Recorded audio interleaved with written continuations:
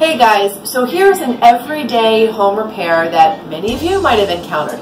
My kids come to tell me that their shower's not working. We have a little bit of a problem here, that the pipe and the spout are a little bit far away from the wall. So watch this. You turn the water on and you try to divert it.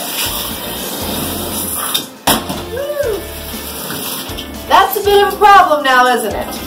So it turns out that the set screw that is on the underside of this spout is missing. So I went to the home center and I found a new spout. There are two kinds of spouts. One that is with a set screw on the underside. This is a slip-on style. And then there's one that has threads inside, which is a screw-on style. So you have to determine what you have. This cost $12. And it should take just a couple minutes for me to pop this back on and get the boys' shower back in business. You want to line up the center of the new spout with your copper line coming in from the wall. So line this up very gently, push it close to the wall.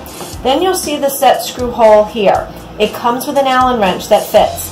So you're going to make it flush, keep it centered, straight. You're going to tighten your set screw from underneath. Now get some clear silicone bathroom caulk and caulk all around here so water can't get in and behind your tile.